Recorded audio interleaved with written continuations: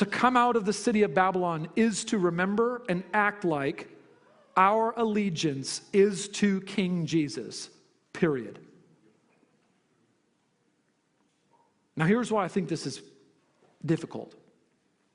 In our culture today, there are many people on various sides of the political spectrum who desire to court Christians for their vote. Yes? I am under no illusion that the majority of those people care about the things of Jesus, really. Okay? This is difficult. Many people in our culture today will use religious language to curry favor with, in our context, evangelicals. That doesn't mean that those people currying that favor with evangelicals are actually concerned with Jesus Christ and his lordship. Do you see that? Now, again, I don't want to discourage you from voting. That's off the table. I've already told you multiple times, we're going to go out and vote. But also, let's not be naive about it. I'm going to go and vote knowing that whoever I vote for is more interested in my vote than my king. Probably. Now, I don't know that for sure. I'm not going to make that judgment on every individual case. But by and large, I can see this. I'm conservative, and I can be very critical. Did anybody watch the Republican National Convention this year?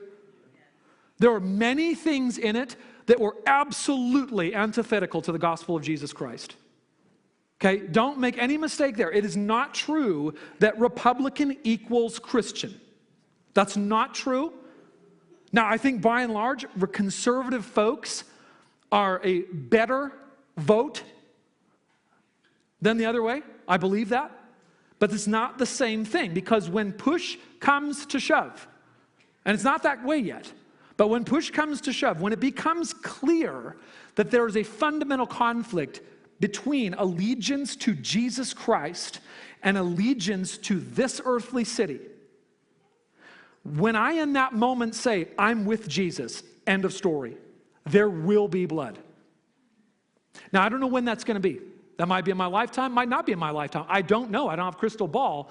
But I know, and you can look throughout the history of the church, there's many times been a temporary type of allegiance between some political group and Christians.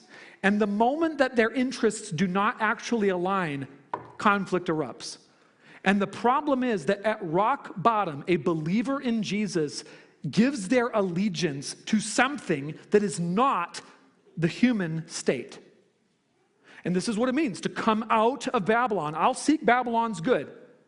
I will seek the welfare of the city that I live in. I will lend my participation and active engagement, and I'll try to do gospel good here.